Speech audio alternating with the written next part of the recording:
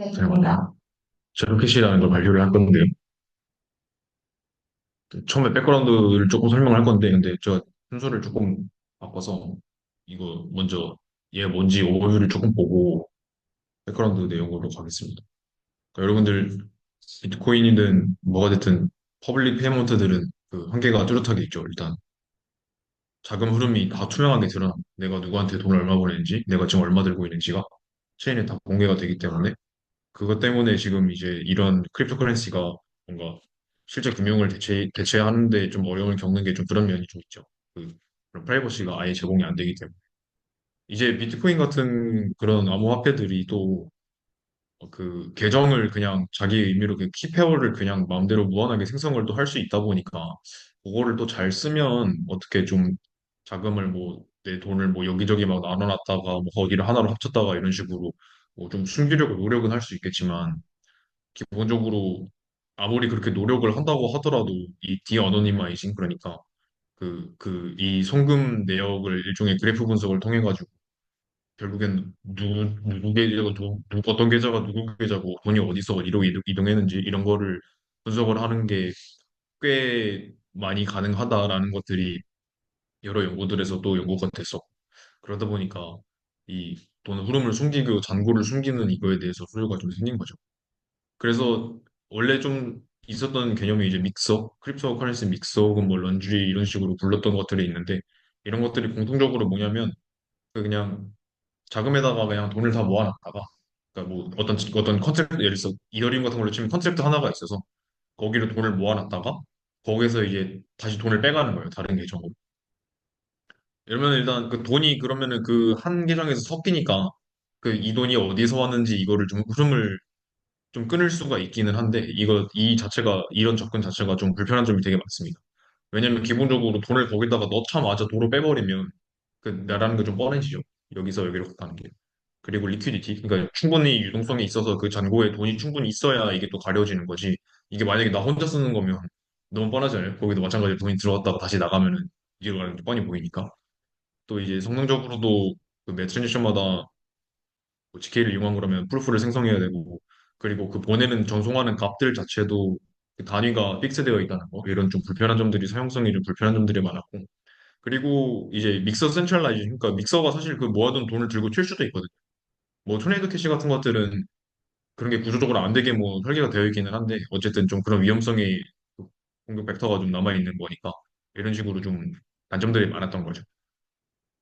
이 제로 캐시라는 논문 이전에 이거의 그 선행 논문 느낌으로 나왔던 게 제로 코인이라는 게 하나 있었는데 얘는 뭐였냐면 그래서 토네이도 캐시 같은 GKP로 돌아가는 이런 크립토커런시 믹서를 프로토콜 레벨에다가 그냥 넣어놔서 이제 그냥 체인 자체에서 이런 기능을 지원을 해주는 거였어요. 그러니까 근데 이것도 사실은 결국에는 그냥 뭐 평시 트랜잭션들은 그냥 일반 비트코인처럼 하다가 뭐 주기적으로 이제 그 돈들을 잔고들을 모아다가 믹서에서 한번 섞어서 돌려가지고 돈을 뺀다든지 하는 방식인데 이것도 기본적으로 위에서 말했던 단점들을 좀 거기서 뭐 그렇게 탈피한 느낌은 아닙니다. 그런 단점들을 다 가져가고 있고 사용성이 많이 떨어졌어요. 그래서 이제 그거의 후속 논문으로 이제 나온 게 제로캐시라는 연구고요. 그래서 이제 여기 제로캐시에서라는 그 제로캐시라고 하는 Decentralized Anonymous Payment (DAP라는 이름으로 이제 여기서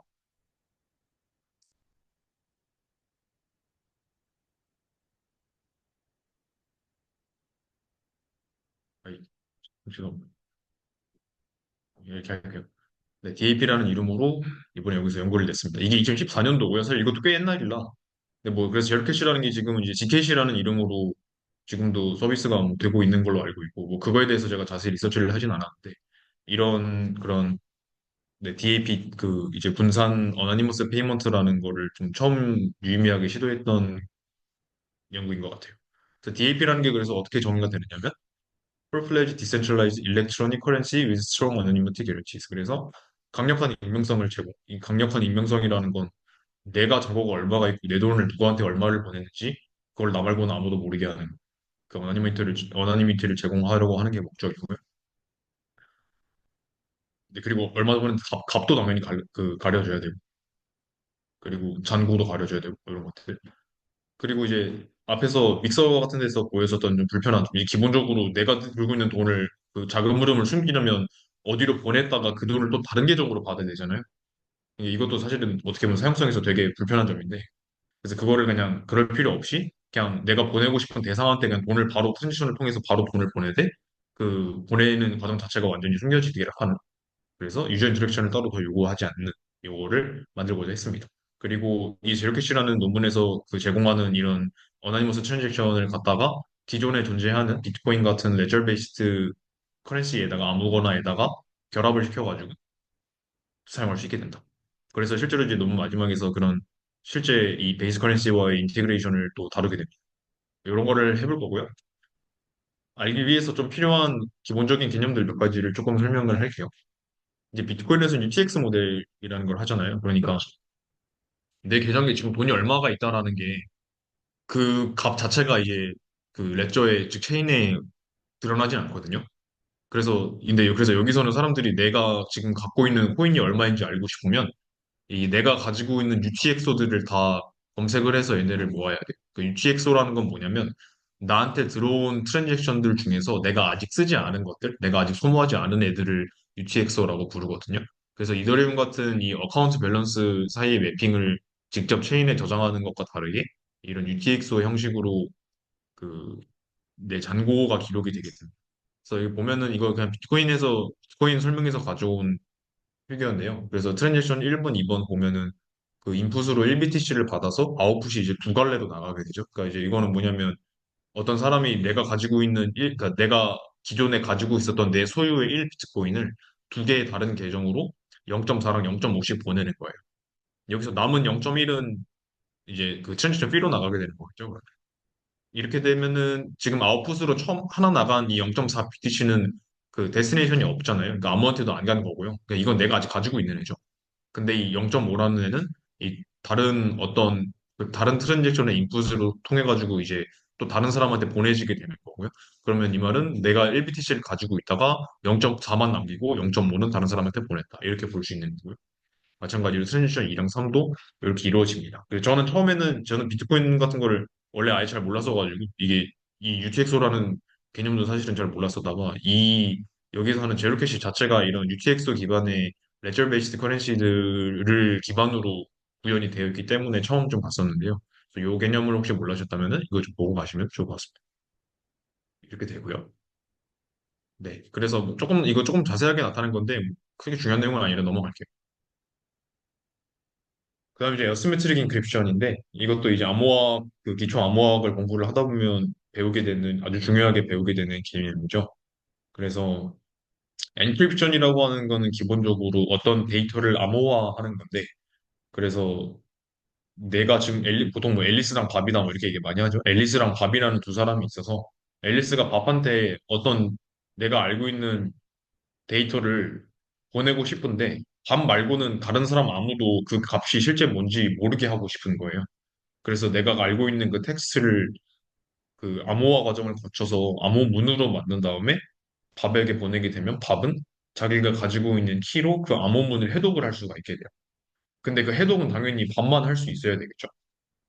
그래서 네, 그게 다예요. 근데 이제 여기서 어시메트릭이라고 하는 게 의미가 뭐냐면 그 키가 하나만 존재하는 게 아니라 그러니까 앨리스랑 밥이 같은 키를 공유하고 있는 게 아니라 각자가 이제 공개하고 있는 퍼블릭 키랑 내가 비밀로 지키고 있는 시크릿 키라는 그 두 개의 키 쌍을 가지고 있어요. 당연히 공개 키는 그러면은 다른 사람들도 볼 수 있게 공개가 되어 있는 거고 시크릿 키는 이제 나만 알고 있는 키인 거죠. 그러면 앨리스가 밥한테 메시지를 보낼 때 그 그러니까 밥에 받는 사람의 시크릿 키를 이용을 해서 엔크립션을 하는 거예요. 그 암호화를 하는 거예요. 그러면은 이제 그 기본적으로 그 키 페어는 생성 자체가 그 그 비밀 키로 엔크립션이 됐으면 그 퍼블릭 키로 디크립션이 가능하게 그 키 페어를 애초에 생성이 되어 있거든요. 그러면은 밥은 내가 공개되어 있는 제가 방금 말을 좀 거꾸로 했네요. 죄송합니다. 엔크립션은 그 공개된 퍼블릭 키로 엔크립션을 하는 거죠. 그럼 밥은 이제 내 공개 키는 다 공개시켜 놨으니까 나한테 메시지를 보내고 싶은 사람은 암호화해서 보내고 싶은 사람은 내가 공개한 이 퍼블릭 키를 가지고 암호화를 진행을 해서 나한테 보내면 되는 거예요. 나는 시크릿 키는 나만 가지고 있으니까 이게 실제 뭔지는 나만 볼 수가 있게 되는 거죠. 그게 이제 에시메트릭 인크립션이고, 네, 그래서 용어들 이제 그 암호화하기 전에 데이터를 플레인텍스트라고 부르고요, 평문. 그리고 그걸 암호화 거친 암호문을 갖다가 사이퍼텍스트라고 불러요. 당연히 암호문은 원본 플레인텍스트에 대한 정보를 전혀 담지 않고 있어요. 그러니까 그 시크릿 키를 모르면은 절대 그 암호문을 보고서 플레인텍스트에는 어떠한 정보도 알아낼 수 있으면 안 되는 거고요. 당연히 그게 이제 이 어시메트릭 엔크립션이 보장해야 되는 특성인 거죠. 그래서 이거를 또 이제 퍼블릭 키 크립토그래피다 이렇게도 부릅니다.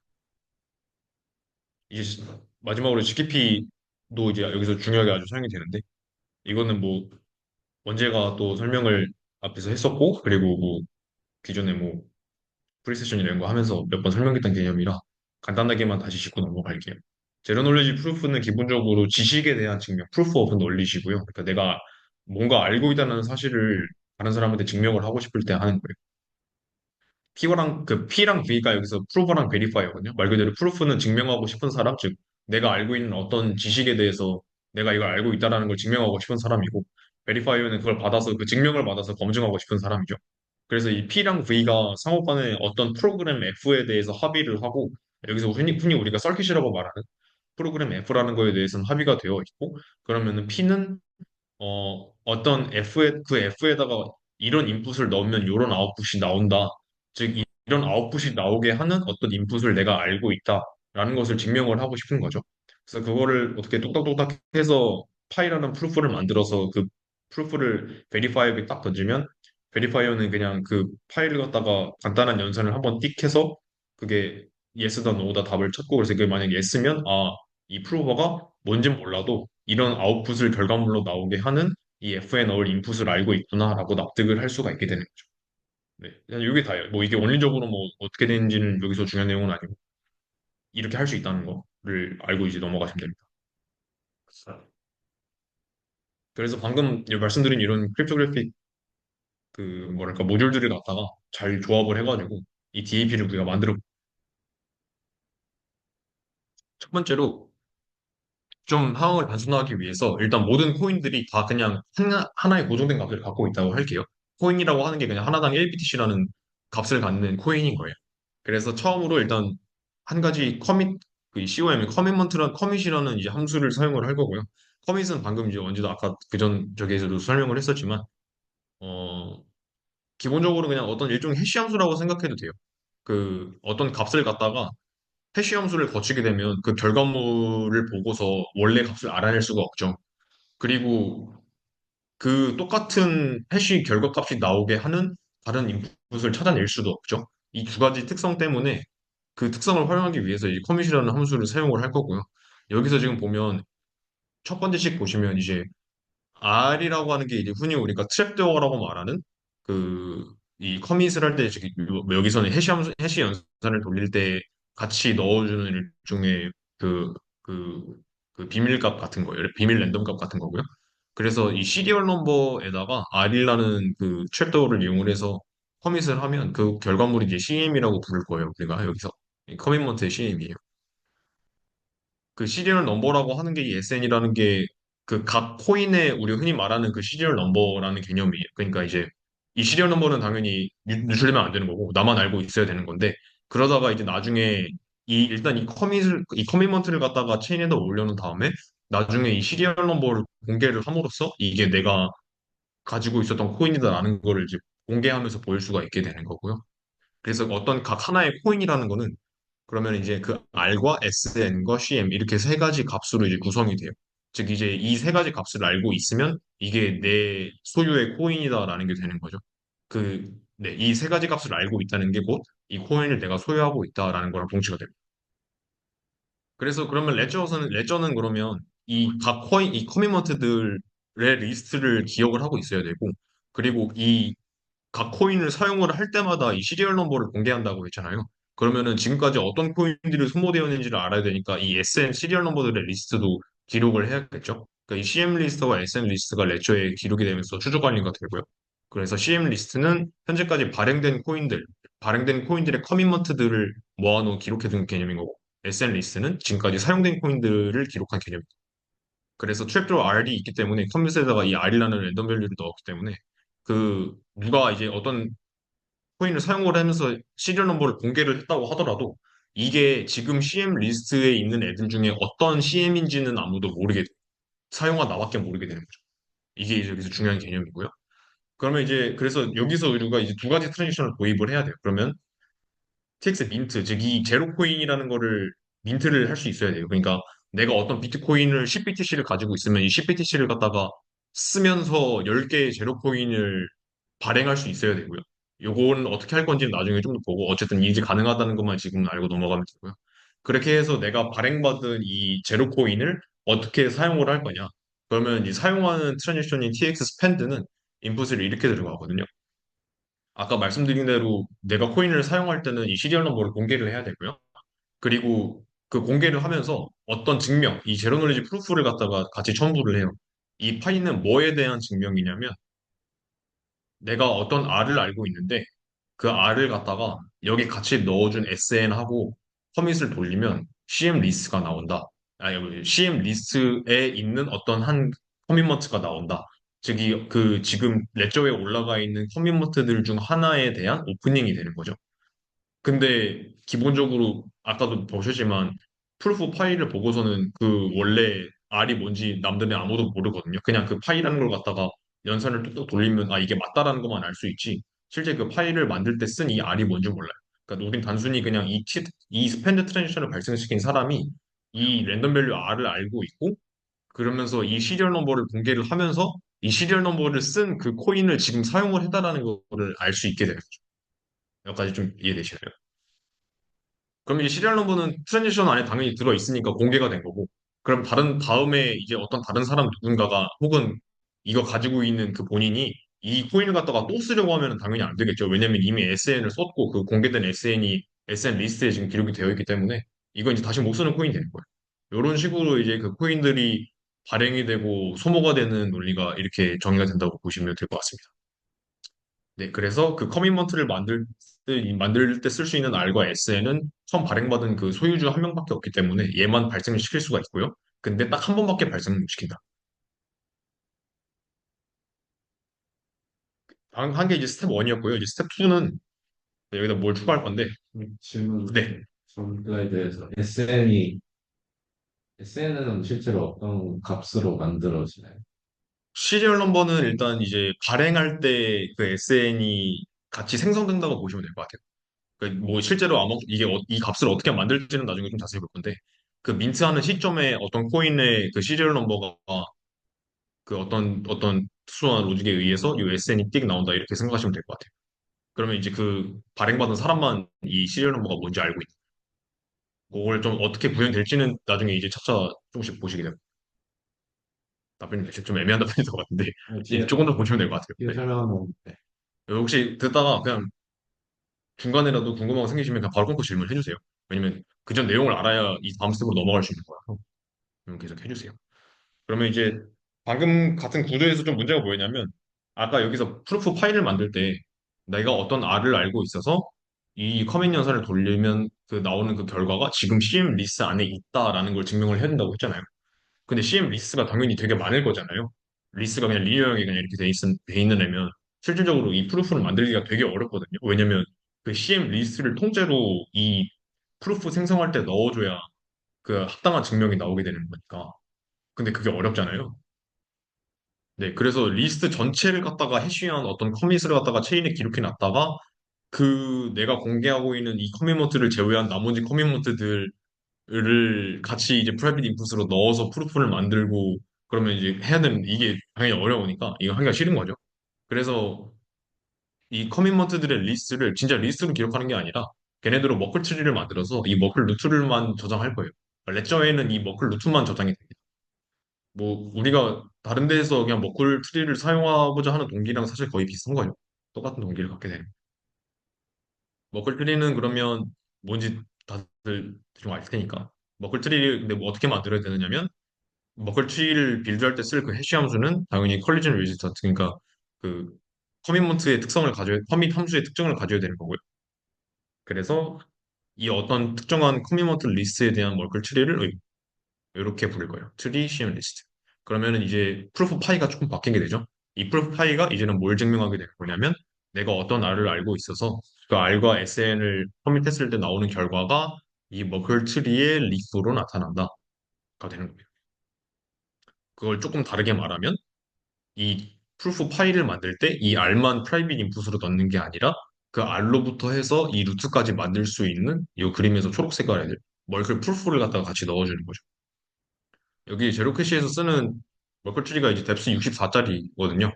그러면은 멀클 프루프도 길이 64를 갖는 애가 되겠죠.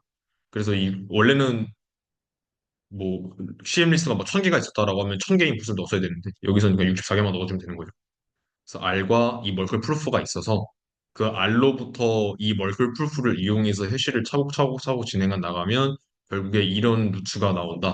그래서 이 빨간 글씨 세 개로 되어 있는 애들이 인풋으로 들어가는 애들이 물론 앞에 두 개는 프라이빗 인풋이고 루트는 퍼블릭 인풋 왜냐면 레저도 알고 있어야 되는 값이니까 이렇게 되는 거겠죠. 그래서 CM 리스트를 이렇게 컴프레싱을 했다. 그래서 다시 말하지만 그 각 블록별로 그때의 멀클 루트가 뭔지는 레저에 이제 기록이 돼야 됩니다. 이제 여기서 또 더 추가적으로 수정들이 들어갈 건데 지금 현재 구조에서 문제가 일단 뭐냐면 내가 코인을 썼어요. 내가 코인을 쓴다는 건 다른 사람한테 보내는 거죠. 내가 다른 사람한테 코인을 보냈어요. 근데 그 코인의 시리얼 넘버를 지금 나는 알고 있잖아요. 근데 이 코인을 받은 사람이 또 이걸 갖다가 나중에 쓰고 싶을 텐데 문제는 걔가 쓸 때 그 똑같은 시리얼 넘버를 또 써야 되거든요. 근데 아까도 얘기했지만 이미 시리얼 넘버는 기록이 돼요, 체인에. 이거 이미 썼다고.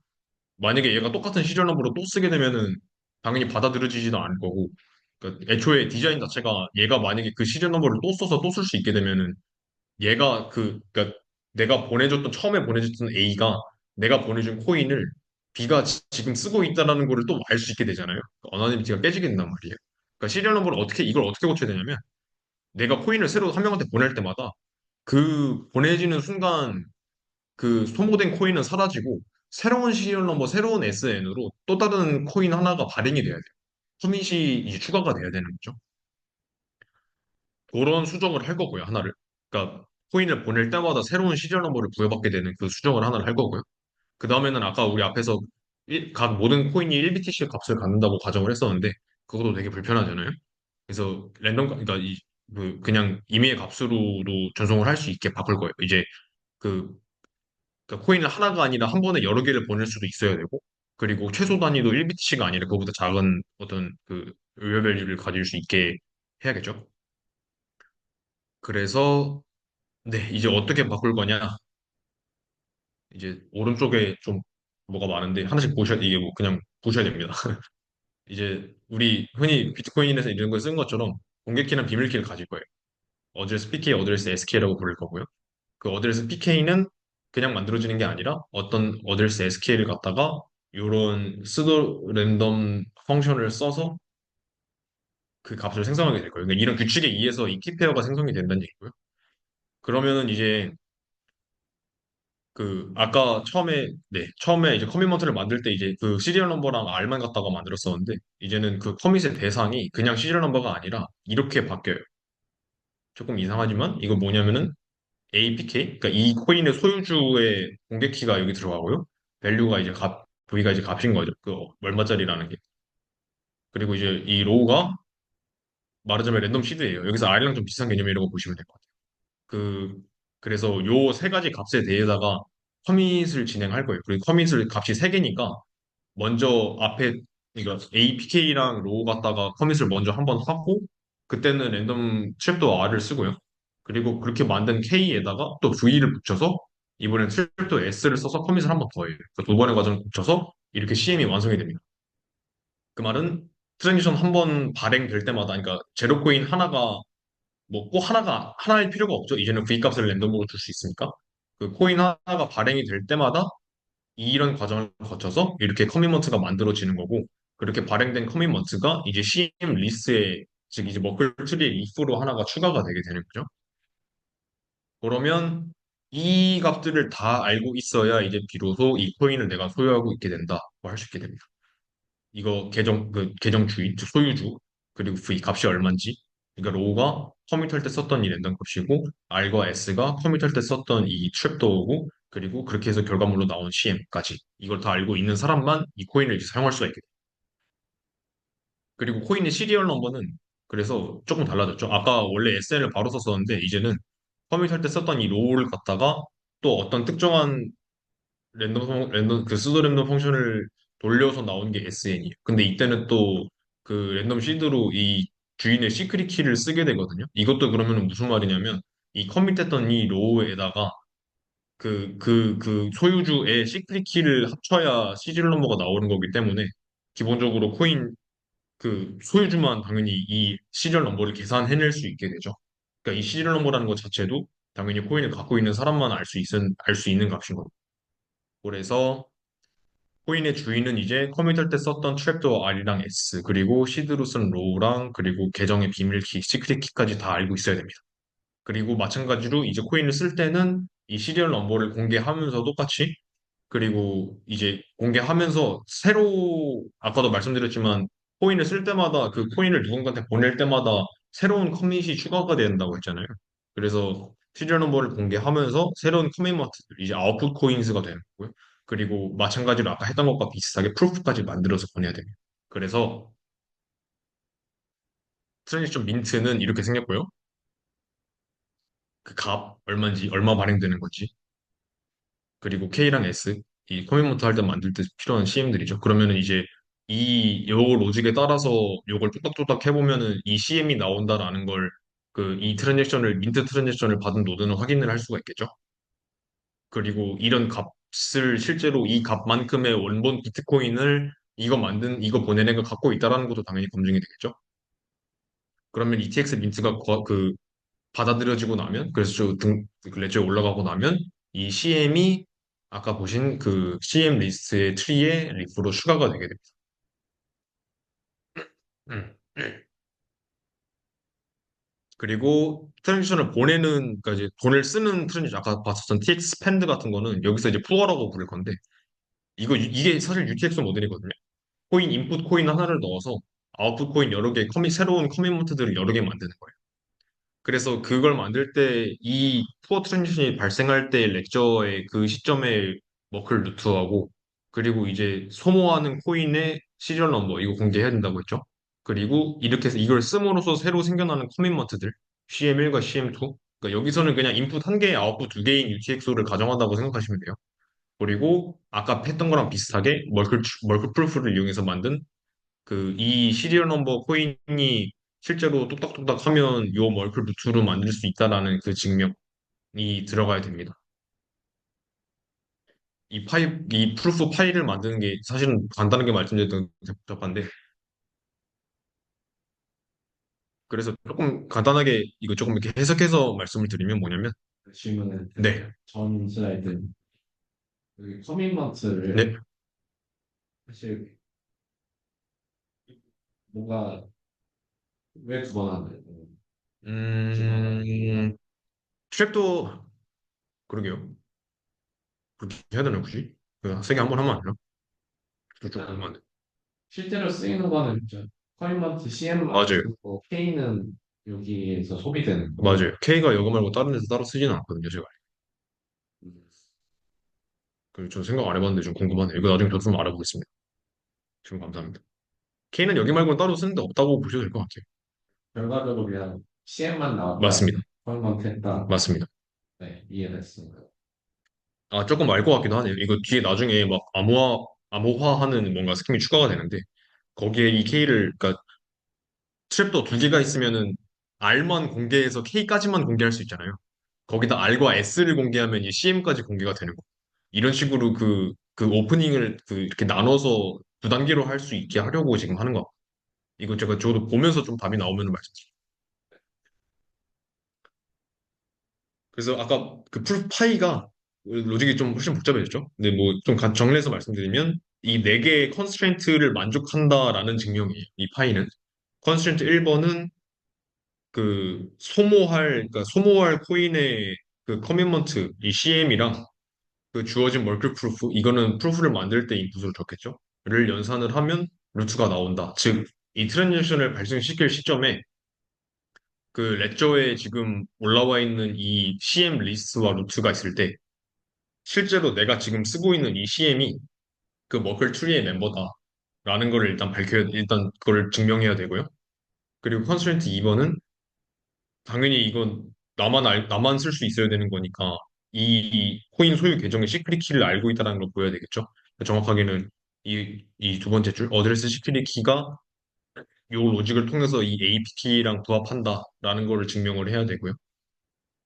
그리고 시리얼 넘버를 공개할 때 이것도 그 시리얼 넘버가 기본적으로 이 로우에서 만든 그 시리얼 넘버고 그 로우로 커밋먼트도 만들 수 있다. 즉, 내가 사용하는 그 커밋먼트에 부합하는 시리얼 넘버가 맞다라는 걸 증명해야 되고요.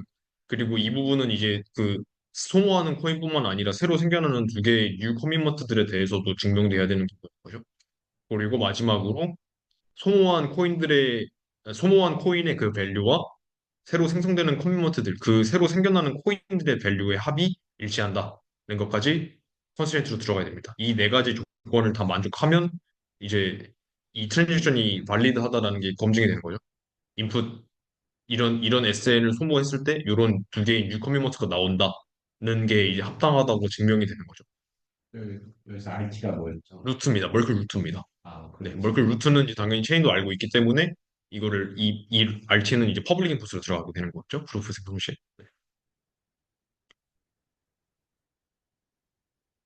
그리고 이제 조금 더 이제 몇 가지 더 추가가 되는데요. 일단 이거 지금 트랜지션 보내는 트랜지션 이렇게 생겼잖아요. 근데 이거 얘를 보고서 이 코인을 받는 사람이 내가 코인을 받았다는 걸 알아낼 방법이 없어요. 왜냐면 그거에 대한 정보가 여기 아무것도 안 드러나고. 그러니까 이 코인을 실제로 아까 말씀드렸지만 내가 어떤 코인을 소유하고 있다라고 하려면 이 C에 해당하는 이 여섯 개 값들을 다 알고 있어야 되거든요. 근데 얘를 알아낼 수조차 없고 내가 실제로 코인을 받았다는 것도 알아낼 방법이 없어요. 그러면은 보내는 사람이 어떤 식으로든 이 값들을 잘 보내야 되거든요. 받는 사람한테. 너만 알고 있으라고. 근데 이거 중에 얘는 이 값들 당연히 공개하면 안 돼요. 이제 그러니까 받는 사람의 주소도 기본적으로 드러나 있는데 이거 딴 사람이 보게 되면 얘가 돈 받았네 알 수 있잖아요. 어나니미티가 깨지잖아요. 커밋먼트도 마찬가지고요. 커밋먼트가 커밋먼트 루트에 아니, 트리에 있는 이 커밋먼트들이 각각이 누구 소유인지 값이 얼마인지 누구한테서 누구한테 온 건지 이런 거 아예 공개가 안 돼야 되는데 이거 보여지게 돼버리면 안 되죠. 그래서 이거를 숨겨서 잘 보내고 싶은 거예요. 이걸 위해서 엔크립션 스킴을 씁니다. 그래서 근데 이것도 얘를 암호화를 한 다음에 그 암호문을 뭔가 이 보내는 사람이 받는 사람한테 뭔가 자기들끼리만 비밀 통신을 해가지고 이 값들을 암호화해서 보내고 이러는 게 사실은 또 새로운 어택 벡터가 추가가 되고 또 되게 불편한 과정이잖아요. 그래서 이거를 그냥 갖다가 그냥 프로토콜 자체에다가 구현을 시켜버릴 거예요. 어떻게 할 거냐면 아까 우리 공개키랑 비밀키, AP키랑 ASK 생성한다고 했었죠. 얘네만 만드는 게 아니라 이거에다가 어떤 특정 엔크립션 스킴의 퍼블릭 키랑 그러니까 암호화 키죠. 암호화 키, 엔크립션 키죠. 그리고 그 시크릿 키에도 요 엔크립션 스킨 요거에 대응하는 그 시크릿 키, 즉 해독 키가 쌍으로 묶여서 이제 얘랑 이거 두 개를 합친 게 주소가 되고요. 여기서도 이거 두 개를 합친 게 이렇게 주소가 됩니다. 그러니까 애초에 주소를 새로 만들 때마다 요 이 두 개의 쌍이 이렇게 생기는 거예요.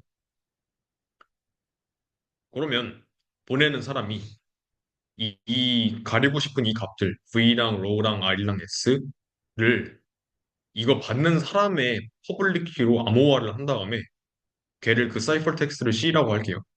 그리고 그 사이퍼 텍스트를 그냥 트랜지션 풀에다가 같이 넣어서 보내요. 어차피 받는 사람 말고 다른 사람들은 이 사이퍼 텍스트 보고 얘가 뭔지도 모르거든요. 어차피 해독을 못하니까. 근데 받는 사람은 얘를 해독을 해본 다음에 이 V랑 로우랑 R이랑 S 알아낼 수 있게 되고 왜냐면 얘는 그 시크릿키 알고 있으니까 해독을 할 수 있잖아요. 얘 네 가지 값을 알게 되고 그리고 추가로 CM이랑 이 어드레스 PK는 내 퍼블릭이니까 당연히 알고 있을 거고 그리고 커밋먼트는 갖다가 이제 계산하면 되고 그러니까 여기 애초에 트랜지션이 실려 있게 되는 거죠. 커밋먼트가 뭔지도. 그럼 받는 사람만 이걸 알아낼 수 있게 되고 받는 사람만 이 코인 값을 알게 돼요. 그리고 보내는 과정에서 새로운 커밋먼트, 그러니까 시리얼 넘버가 바뀌었기 때문에 이제 보낸 사람은 이거 더 이상 못 써요. 받는 사람은 이제 이 여섯 개 값들을 아는 상태에서 얘를 이제 그 이후에 차후에 사용할 수 있게 되는 거죠. 이 부분 혹시 이해 가시나요? 어, 코인을 보낸 다음에 못 네. 쓰게 되는 과정이 시작합니다. 시리얼 넘버가 바뀌어요. 그 코인의 시리얼 넘버. 그러니까 원래 코인에 커밋먼트가 있었고 얘를 이제 UTXO를 통해서 커밋먼트 새로운 커밋먼트 두 개로 이제 쪼개진 건데 말하자면 그 원래 기존 커밋먼트의 시리얼 넘버는 이제 공개가 됐잖아요. 그러니까 당연히 이 시리얼 넘버로는 이제 못 쓰고요. 근데 이 새로 발행된 말하자면 발행은 아니지만 새로 추가된 커밋먼트들 이 코인들에 해당하는 시리얼 넘버는 이제 받은 사람만 알 수 있어요. 왜냐면 그 받은 사람의 시크릿 키를 갖다가 시드에서 만든 값이기 때문에 보내는 사람이 더 이상 이거를 못 쓰게 돼. 못 쓰게 되는 과정은 네. 공개가 되면 이제 못 쓰는 거라고 했잖아요. 그렇죠. 시리얼 넘버가 공개되면 못 쓰는. 네, 그러면 네, 어, 프로토콜 단에서는 네. 그러니까 뭐 유저들이나 그런 사람들은 이게 공개됐다는 건 어떻게 그게 SN 올드 사용하는 시리얼 넘버가 트랜지션에 실려서 가기 때문에 얘가 레저에 올라오고 나면은 이제 얘는 못 쓰는 코인이 되는 거예요. 이걸 누구나 다 볼 수 있으니까. 아, 네. 프로토콜 단에서 SN 올드 그러니까 이미 사용된 것도 뭔가 네. 따로 관리를 해요. 그렇죠. SN 리스트로 사실은 만들어서 관리를 해야 되는 거고요. 네. 맞습니다. 뭐 그거는 뭐 하면 좋은 거지 뭐 안 해도 그냥 레저를 다 훑어보면 알 수는 있는 거니까 뭐 여기는 굳이 정의는 안 해놨는데 그렇죠. 그렇게 생각하시면 됩니다. 밑에 어드레스 풀 쪽에 네. 프라이빗 키랑 퍼블릭 키, 네. 맞습니다. 맞습니다. 아, 네. SK SK가 시크릿 키. PK가 퍼블릭 키, SK가 시크릿 키. PK라는 단어를 제가 안 좋아하는 게 이게 헷갈려가지고 퍼블릭인지 프라이빗인지. 네, 여기서 PK는 다 퍼블릭이고 SK는 다 시크릿 키입니다. 그러면 오른쪽 아, 오른쪽에요. 얘가 이제 그 암호화 이거를 이 값들을 숨길 때 쓸 암호화를 위한 엔크립션 퍼블릭 키랑 엔크립션 시크릿 키인 거예요. 그이 앞에 있는 이 APK, 그러니까 얘는 얘가 사실 원래 어드레스였는데 키가 또나 두 개씩 맞습니다. 맞습니다. 그러면은 이제 그러니까 사실상 이 계정의 뭐랄까 이 계정의 아이덴티티를 나타내는 건 이 왼쪽에 있는 APK랑 ASK인 거고요. 근데 그 코인을 보내는 과정에서 이 비밀 값들을 안전하게 받는 사람만 볼 수 있게 암호화를 하기 위해 쓰는 이 그 엔크립션을 위한 어시메트릭 엔크립션을 위한 퍼블릭 키랑 시크릿 키가 이 뒤에 붙는 이 값들인 거. 네, 넘어갈까요? 그렇게 해서 방금 말씀드린 문제가 해결됐고 마지막으로 이제 문제는 처음에 비트코인을 써서 제로코인을 발행받은 다음에 제로코인들끼리 막 어너니머스하게 막 왔다 갔다 하다가 그래서 이제 나중에 내가 가지고 있는 이 제로코인들을 다시 비트코인으로 바꾸고 싶은데 이건 어떻게 할 거냐를 위해서 이걸 추가를 할 겁니다. 베이스 커런시를 어떻게 출금할 거냐 했는데 그럼 뭐냐면 트랜지션 푸어에 요거 이제 요거 이 상태에다가 이 두 가지 값을 또 추가를 해요. 퍼블릭 밸류라는 애랑 인포메이션이라는 값. 이거 간단하게 뭐냐면 V퍼브는 그 내 비트코인 계정으로 옮길, 그러니까 출금할 값이고요. 그러니까 내가 소유하고 있는 코인 중에, 제로코인 중에서.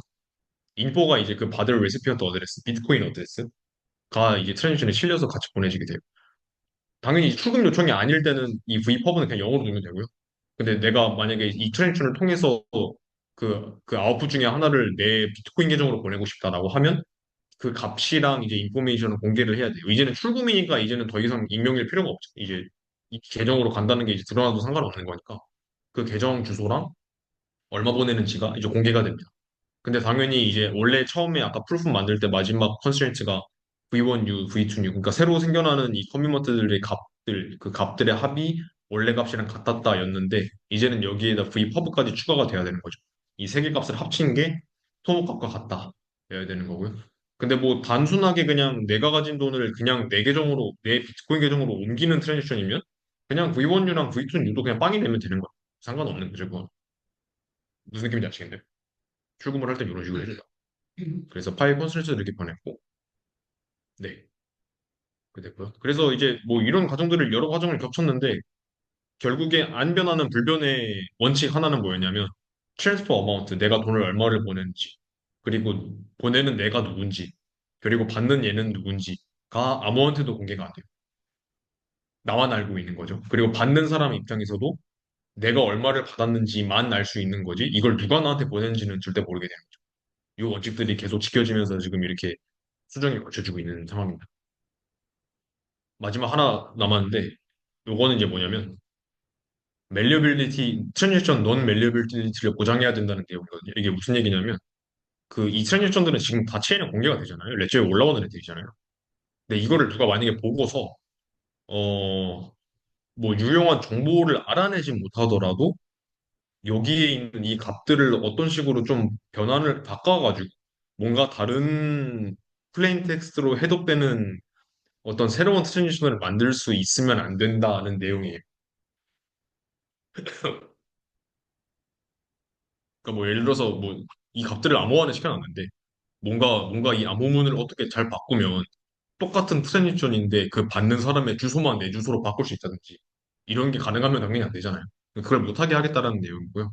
그걸 어떻게 해야 확실하게 그걸 못하게 할 수 있느냐면 사실은 지금 상태로도 딱 봤을 때 얘가 그게 잘 안 되긴 하거든요. 딱 봐도 굉장히 어려워 보이는데 이거를 뭔가 좀 암호학적으로 진짜 완전 불가능하게 만드는 그런 과정인 것 같아요. 잘은 모르겠지만.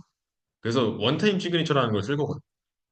그래서 이번 한 번에만 일회용으로 쓰는 시그니처 같은 걸 붙여가지고 그 원본 플레인 텍스트 값이 뭔가 조금이라도 바뀌게 되면 더 이상 이 시그니처를 발리드하게 만들 수가 없어져서 이 논 말리어빌리티가 보장이 된다 이런 느낌으로 가요. 이거는 뭐 사실 식이 좀 복잡하기도 하고 별로 그 중요한 내용은 아니라서 그냥 굳이 넣진 않았는데 여러 개 있다.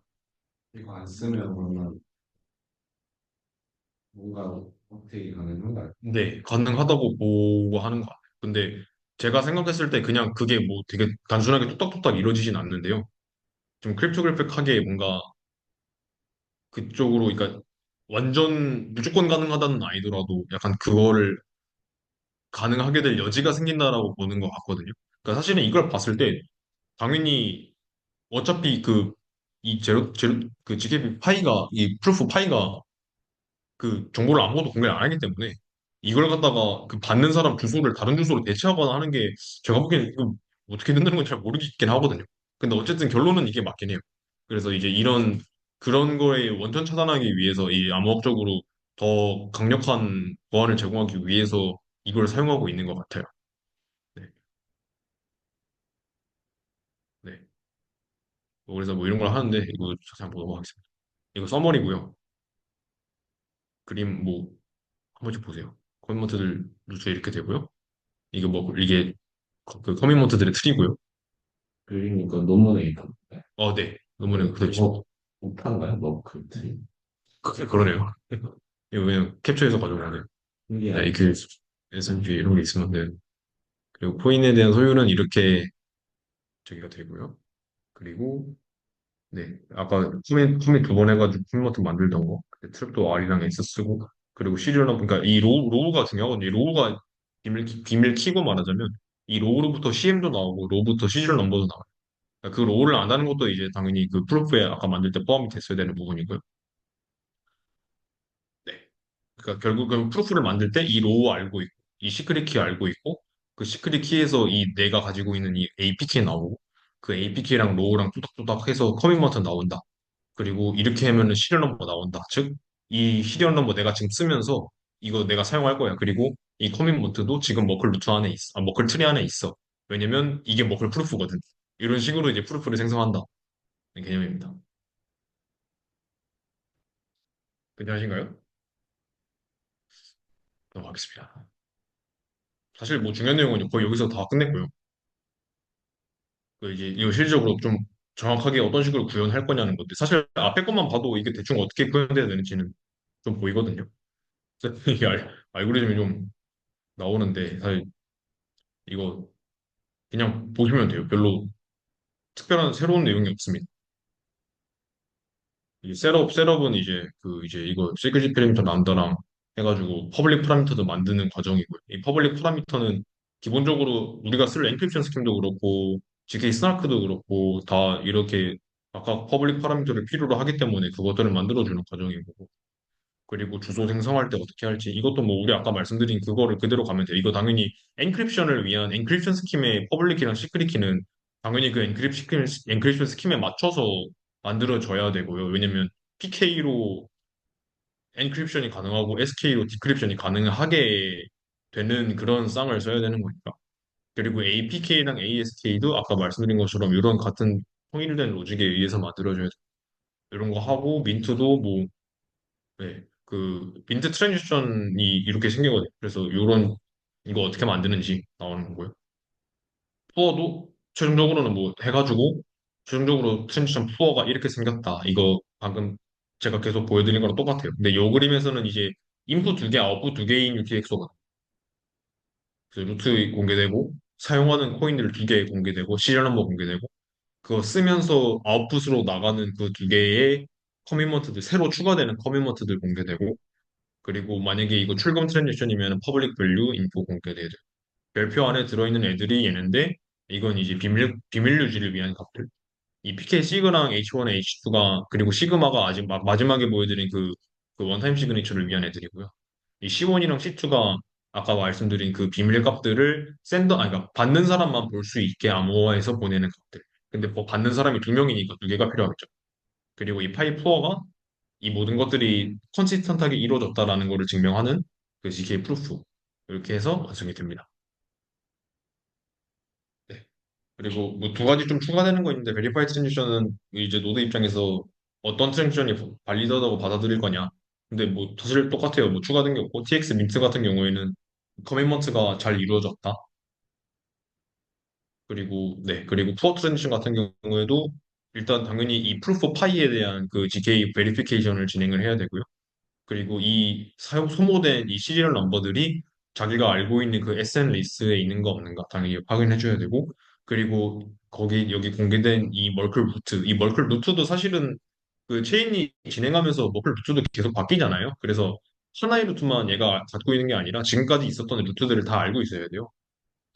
그래서 네 그런 것도 뭐 당연히 노드 입장에서 뭐 자기가 뭐 관리할 수 있으면 하는 거고 뭐 굳이 안 하더라도 지금까지 그의 레저 지금까지 기록된 모든 레저들을 다 보면은 알 수 있는 거니까 네 그래서 알고 있다고 치고 하는 거고요 그렇게 해서 검증을 합니다 이 리시브가 조금 특이한데 리시브는 뭐냐면 아까 그 말씀 드렸잖아요 그 원래 스킴에서는 그 코인을 받는 사람이 내가 코인을 받았다는 걸 알 수가 없다라고 했잖아요 그거를 이제 그냥 알고리즘화 한 거예요 이제 내가 주기적으로 내가 코인 얼마를 갖고 싶었는지 갖고 있는지 알고 싶으면 그 레저를 쫙 훑어보면서 레저들의 트랜지션 플로우가 쫙 있을 거잖아요. 거기에 이제 이 사이퍼 텍스트가 다 있을 거잖아요. 그럼 내가 가지고 있는 시크릿 키로 이 사이퍼 텍스트를 다 해독을 해본 다음에 만약에 그 중에 하나가 이거 내 거네? 가 있으면 그냥 내 거 해주고 하는 거니까 뭐 당연히 내 건지만 그러니까 내가 갖고 있다는 걸 알아야 되니까 그걸 어떻게 확인할 거냐라는 그 알고리즘을 주는 거고요. 네, 네, 그렇습니다. 넘어갈게요. 근데 이제 오케이 이렇게 만들 건데 그래서 우리가 그냥 이런 걸 쓸 거다라고 하고 넘어갔던 그 암호학적인 그 어떤 퍼즐 조각들 그 모듈들을 실제로 어떤 걸 쓸 거냐는 이야기를 할 건데요. 컬리전 레지스턴트 해시 이제 멀클 트리 만들 때 쓸 그 해시 함수 같은 경우는 이런 조건들을 만족해야 되거든요. 컬리전 레지스턴트 하고 즉 하나의 아웃풋을 내는 두 개의 서로 다른 인풋을 찾아낼 수 없어야 되고 유니폼 랜덤립스는 이제 그 결과물이 이제 인풋과 전혀 디펜던트 하지 않게 완전히 랜덤 함수로 만들어지는 거랑 랜덤 오라클에서 나오는 거랑 구분 불가능하다라는 특성을 말하는 거고요. 그거 두 개 다 만족하는 애들이 그냥 우리가 흔히 아는 해시 함수들이에요. 그래서 SHA-256을 씁니다.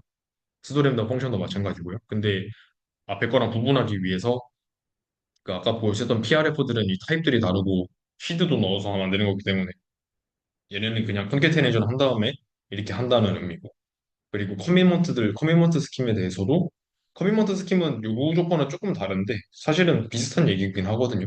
컴퓨테이셔널 바인딩이 이제 그 사실상 컬리전 레지스터랑 비슷한 즉 뭔가 값을 하나 커밋을 했으면 그거에 묶였기 때문에 그 다른 이 같은 커미먼트를 만드는 다른 인풋을 못 찾는다. 즉 이제 컬리전 레지스턴트인데 이제 그게 컴퓨테이션을 하다 그러니까 그 연산적으로 굉장히 어렵다는 얘기 스태티스티컬 하이딩도 마찬가지로 커밋 했을 때 그거 보고 원본값 알아내기 되게 어렵다는 거니까 사실 유니폼 랜덤니스랑 비슷한 얘기예요. 그리고 똑같이 샤워 유를 컴수를 씁니다.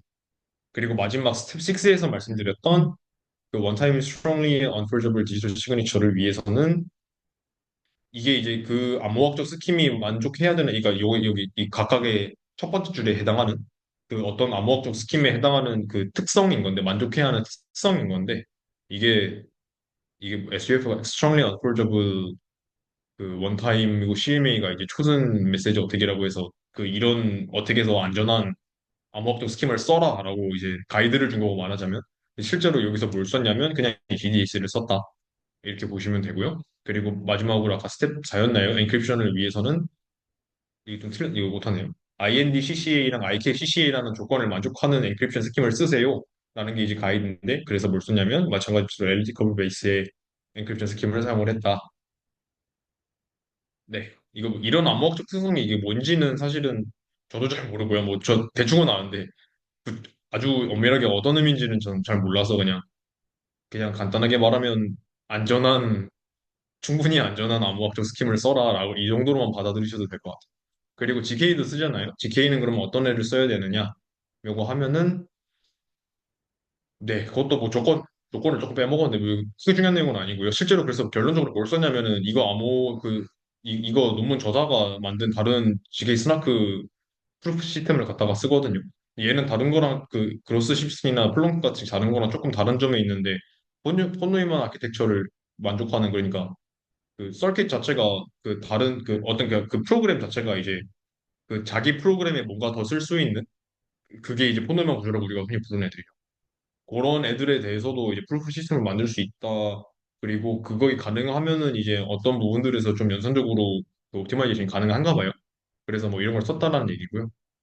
근데 뭐 결론적으로는 그 그로스 시스템 같이 쿼드라틱 아리스메틱 프로그램이랑 디피헬멘 어섬션을 기반으로 하는 그리고 바이리니얼 페어링을 기반으로 하는 스나크를 쓴다는 얘기고 네 근데 여기서 이 얘기 조금 나중에 다시 하겠습니다. 이 질문이 네 있는데 커미먼트 스킨을 못 썼는지도 혹시 나와 이거 있었나요? 그냥 차이를 똑같이 쓴 것 같아요.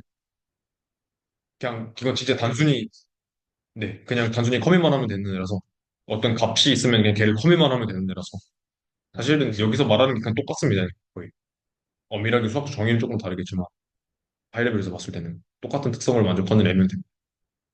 단지 이제 트랩도어라는 게 뭐냐면 네, 이 트랩도어를 알고 있으면 그 트랩도어랑 같이 원본값을 공개했을 때 오프닝을 했을 때 결과가 이게 나온다라는 걸 알고 있다라는 의미의 트랩도어고요.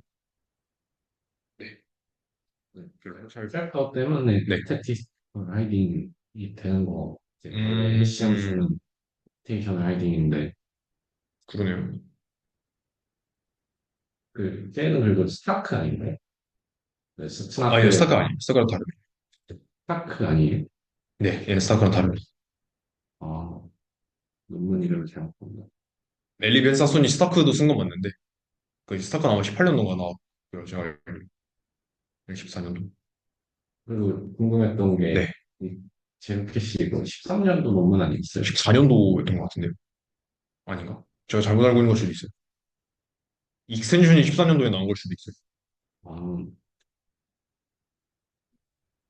연도가 뭔가 그러면 그래서 그러신 거구나. 네, 미래에 있는 애를 갖다가 14년도에 같이 나왔나 보네요.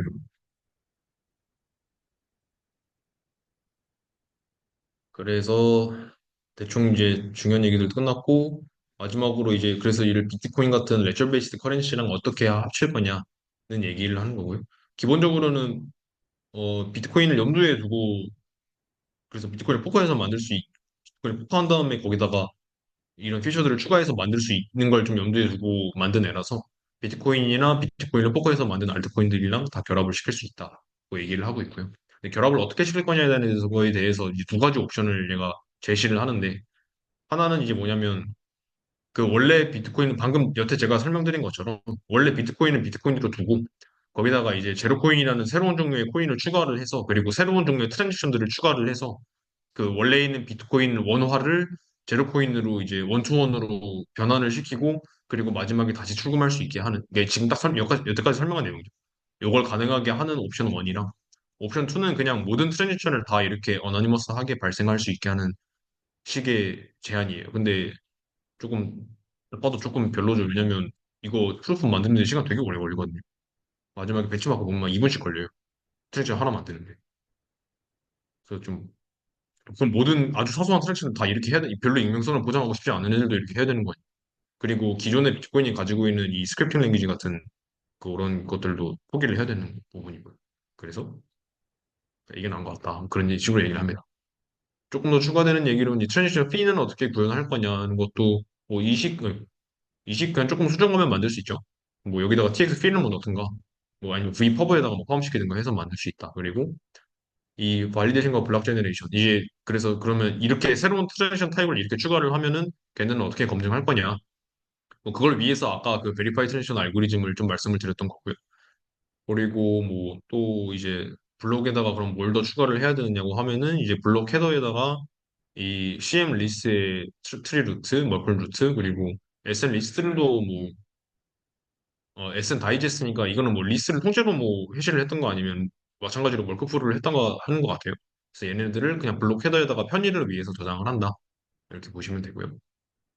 그리고 오토매틱 리시빙 아까도 계속 말씀드렸지만 받는 사람이 내가 코인을 받았다라는 거를 그 익스플리시트하게 뭔가 알림을 받을 수 있게 하기 위해서 근데 이거를 그냥 주기적으로 아까 그 리시브 알고리즘을 돌려서 체인을 싹 훑어본 다음에 스캐닝을 한 다음에 그 내가 알고 있는 거 내가 가진 거 다 찾아내게 이거 되게 별로잖아요. 왜냐면 월스트 케이스에서 체인을 전체 싹 돌아봐야 되는 건데 엄청 시간 오래 걸리고 안 좋으니까. 그래서 이걸 안 해도 할 수 있게 가능하게 하는 뭔가 아웃오브밴드, 그러니까 프로토콜 외부에 어떤 알고리즘을 좀 추가를 하자. 뭐 이런 식으로 제안이 또 좀 있고요. 그런 얘기고. 그리고 마지막으로 추가적인 이건 뭐냐면 사실은 이런 종류의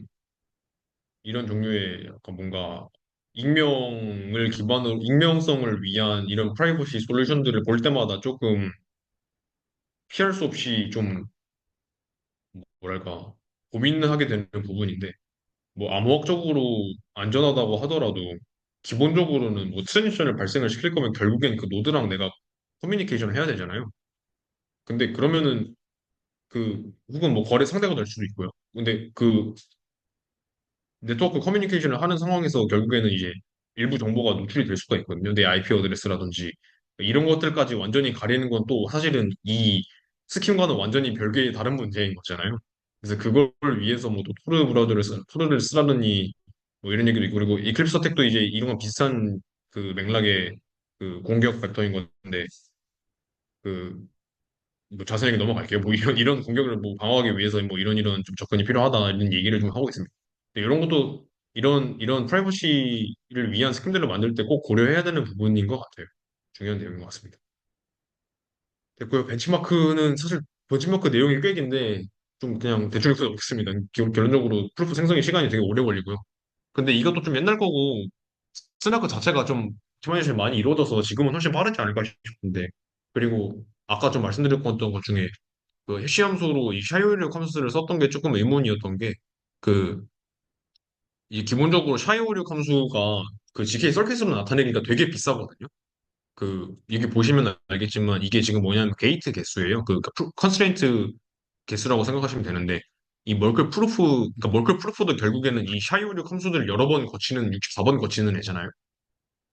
그리고 그 밖에 이 밑에 있는 이 숫자 큰 애들 다 뭐냐면 그냥 이거 샤이오를 값으로 돌리는 애들이에요. 이거 SN1 계산하는 거랑 APK 계산하는 거, CM 계산하는 거 다 그냥 그 샤이오를 값으로 돌리는 애들이고 근데 마지막에 보면은 샤이오이랑 상관없는 그냥 간단한 덧셈 연산들 얘네 보면 엄청 적죠. 막 비교도 안 되게 작죠.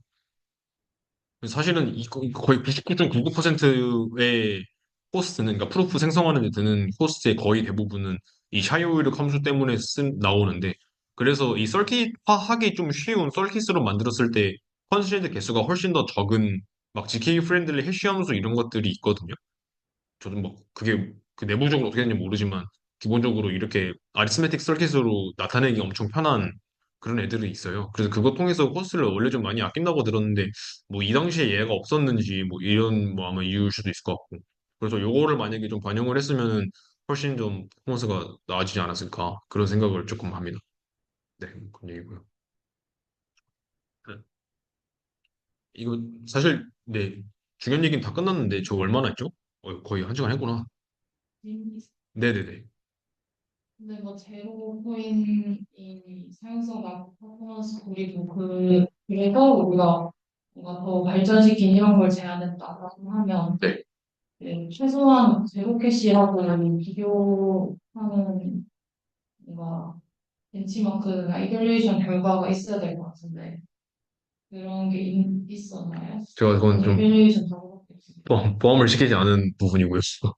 실제 페이퍼를 좀 보시면 저도 자세히 안 읽어봤는데 저는 그렇게 막 흥미로운 내용은 아니었어서 근데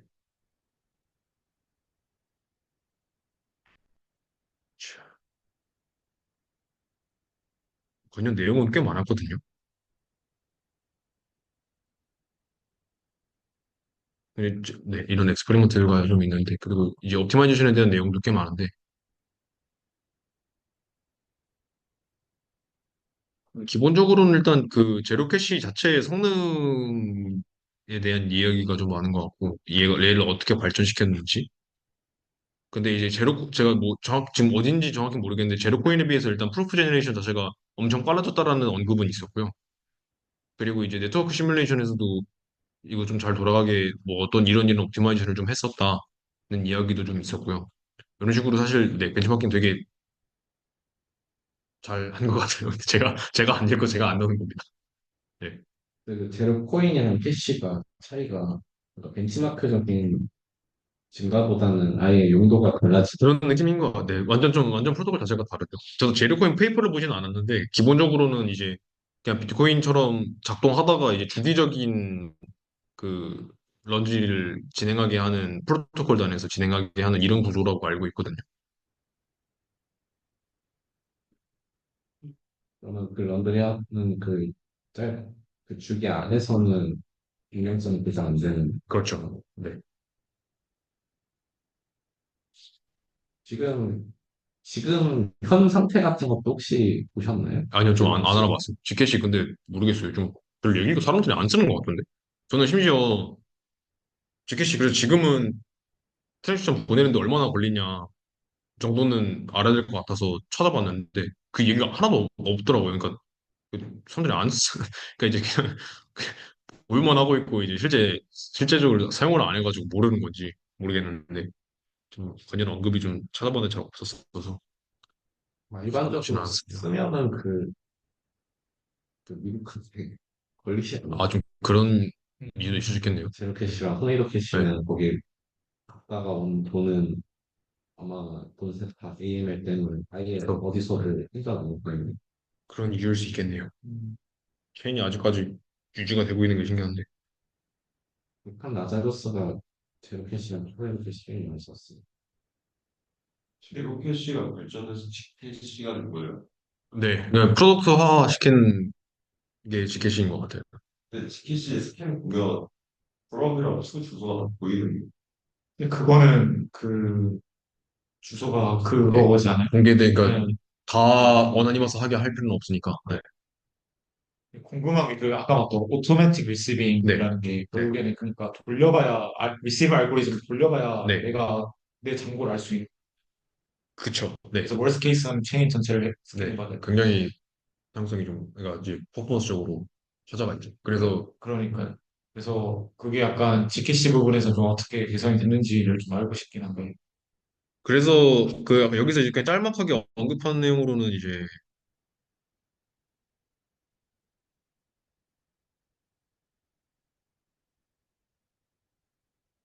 짤막하게 여기서 잠깐 짚고 넘어갔는데 그냥 이런 걸 했으면 좋겠다라고. 그냥 이제 뭐냐면 그냥 이 프로토콜 외부에 그냥 그런 노티피케이션을 위한 어떤 좀 시스템을 구축을 해달라는 이야기거든요. 아웃 오브 밴드에. 왜냐면 진짜 심지어는 그 스캐닝이라는 것도 그러니까 이제 내가 받았다는 걸 알고서 스캐닝을 돌리는 것도 아니고 진짜 주기적으로 그냥 왔을 것 같을 때마다 해야 되는 거잖아요. 그 이제 그 사실 그럼 이론적으로는 그 매 트랜지션 매 푸어 트랜지션 발생 시마다 그걸 사실 해야 되는 건데 말이 안 되니까 거의 뭐 물론 당연히 이미 본 애들은 더 볼 필요 없으니까 그때마다 새로 원 애들만 하면 되는 거라서 뭐 크게 저거는 없지만 이제 그 부분을 좀 해소를 하려고 그 이제 아까 말씀드린 막 아로밴드에 이런 걸 해달라고 어딨냐 차치롱 음, 그런 얘기가 좀 있습니다. 잠시만요.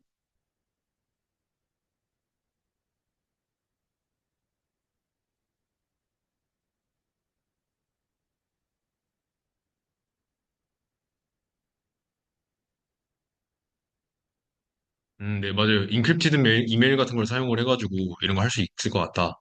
그런 제안이 좀 있대요. 실제 지켓시에서 이런 걸 하고 있는지 모르겠어요. 이거 티켓이 뭔가 그 논문은 이제 잘 알겠는데 실제 구현했을 때 얘네가 어떻게 하고 있는지가 좀 뭔가 이상한 거.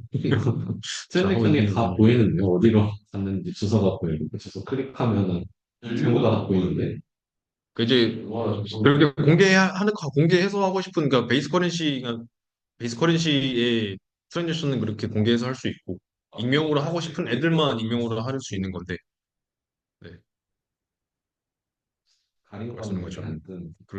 근데 오히려 근데 그게 거기 뜨면 안 돼. 아, 그래도 뭐가 정보는 나오긴 할 텐데 이런 트랜지션이 있었다라는 건 알 수 있는데 모르겠네요. 사람들이 안 쓰는 건지 무슨지 모르겠습니다. 사실 그리고 발표 내용이 아직 좀 남았거든요. 이거는 좀 이제 어떤 내용? 옵셔널한 내용이라 굳이 사실 안 해도 될 것 같은 내용이라서 할까 말까 시간이 좀 남으면 하려고 했는데 뭐냐면 이게 좀 내 재미는 있어요. 재미는 있는데 그러니까 얘가 실제로 안전하냐라는 걸 그래서 검증하고 수학적으로 증명하고 싶은 거거든요.